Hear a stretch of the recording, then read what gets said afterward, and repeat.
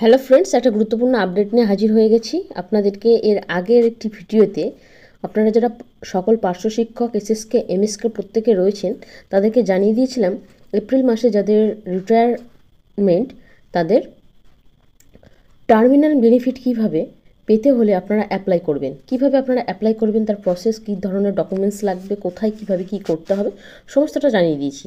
আজকে একটা গুরুত্বপূর্ণ আপডেট নিয়ে হাজির হয়ে গেছি। আপনারা অনেকে কনফিউশনের মধ্যে রয়েছেন যে আপনাদের টার্মিনাল বেনিফিট যেটা রয়েছে সেটা 5 লাখ পর্যন্ত যে বর্ধিত করার অর্ডার দেওয়া হয়েছিল, এখানে আপনারা জানেন সেই অর্ডার কপিটা আপনাদের সামনেই রয়েছে, যেখানে 1/4/2024 থেকে এফেক্ট হবে এবং 5 লাখ পর্যন্ত 60 থেকে 65 বছর যে ডিপার্টমেন্টের যে নিয়ম থাকুক না কেন, সেখানে কিন্তু কারো 1 লাখ, কারো 2 লাখ বা কারো 3 লাখ ছিল, সেই টাকাটা বর্ধিত হারে ইনক্রিজড হয়ে আপনাদের কিন্তু 5 লাখ পর্যন্ত টার্মিনাল বেনিফিট করা হয়েছে। এই অর্ডারটা অনুযায়ী আপনাদের টার্মিনাল বেনিফিটের ঘরে অর্থাৎ অ্যাপ্লাই করার সময় কত লিখবেন এই নিয়ে কিন্তু আপনাদেরকে কনফিউজড করা হচ্ছে। সেই আপডেট কিন্তু আপনাদেরকে বলে দিই, কারণ আপনারা জানেন যার 60 বছর বা 65 বছর যাই হোক না কেন এই রিটায়ারের সময় আপনারা প্রত্যেকের জন্য যে টার্মিনাল বেনিফিটের সুবিধা আপনারা পাচ্ছেন সেটা ঠিক কতটা পরিমাণ লিখবেন।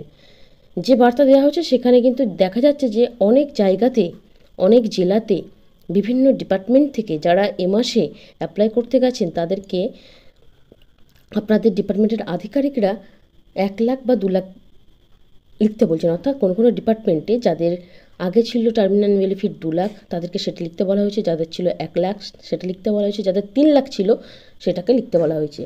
আপনাদেরকে বলে রাখি, যে সমস্ত এসএসকে এমএসকে টিচার রয়েছেন বা যে সমস্ত কন্ট্রাকচুয়াল এমপ্লয়ি রয়েছেন আপনাদের ডিপার্টমেন্টে, সরকার থেকে অর্থাৎ গভর্নমেন্ট থেকে এই বর্ধিত টার্মিনাল বেনিফিটের যে অর্ডার, সেই অর্ডারটা এখনও পর্যন্ত কার্যকরী হিসাবে আপনাদের ডিপার্টমেন্টে পাঠানো হয়নি, সেই জন্য এখানে কনফিউশন।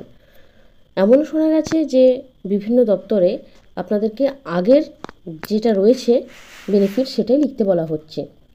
তবে যেটা গুরুত্বপূর্ণ বিষয়, সংশ্লিষ্ট ডিপার্টমেন্টগুলিতে যেহেতু অর্ডারটি আসে না তেমন আপনার টার্মিনাল বেনিফিটের ঘরে আপনি হয়তো পুরনো 2 লাখ বা 3 লাখ যে অ্যামাউন্টটা ছিল সেটাই হয়তো লিখে সাবমিট করছেন। আপনি সাবমিট করলেও আপনার যখন অ্যামাউন্ট আপনার অ্যাকাউন্টে ঢুকবে তখন কিন্তু যেটা ইনক্রিজড অ্যামাউন্ট 5 লাখ টাকা সেটাই কিন্তু ঢুকবে। যেহেতু আপনারা জানেন যে অর্ডার কপিটা বেরিয়েছে, সেখানে কিন্তু ডেট হিসেবে দিয়েছে 1/4/2024 এবং সেখানে মেমো নম্বর থেকে শুরু করে সমস্তই রয়েছে। এবং এই নির্দেশিকা ফিনান্স ডিপার্টমেন্ট থেকে পাশ হয়ে যাওয়ার পর যখন সকলের সামনে এসেছে, ডিপার্টমেন্টকে হয়তো সংশ্লিষ্ট ডিপার্টমেন্টগুলোকে সরকার থেকে অর্থাৎ ফিনান্স ডিপার্টমেন্ট থেকে সরাসরি অর্ডার হয়তো এখনও পর্যন্ত এসে পৌঁছায়নি। আপনারা আবেদন করলেও যারা যারা এই এপ্রিল মাসের মধ্যে রিটায়ার হচ্ছেন তাদের কিন্তু বর্ধিত টার্মিনাল বেনিফিটটাই আপনারা পাবেন। আর যারা আগে রিটায়ার করেছেন তাদের এই আওতায় তারা পড়ছেন না, তাই তারা কিন্তু সেই বেনিফিটটা পাবেন না। এটাই আপনাদেরকে জানানো ছিল, খুবই গুরুত্বপূর্ণ বিষয়। অনেকে কনফিউশনের মধ্যে রয়েছেন, যেহেতু আপনাদেরকে সংশ্লিষ্ট ডিপার্টমেন্ট আপনাদেরকে আগের টার্মিনাল বেনিফিটের অ্যামাউন্টে বসাতে বলছে, সেইভাবে কিন্তু অ্যাপ্লাই করতে বলছে, সেই জন্য কিন্তু আপনারা অনেকে কনফিউশনের মধ্যে রয়েছেন। তো আপনাদের বেতন বৃদ্ধির যে কেসটা চলছে সেই নিয়ে কিন্তু এই মুহূর্তে আপনাদেরকে কোনো রকম আপডেট হয়তো দিতে পারছি না, কারণ আপনারা জানেন এই মুহূর্তে কিন্তু সেই রকম কোনো নির্দেশিকা দপ্তর থেকে নেই।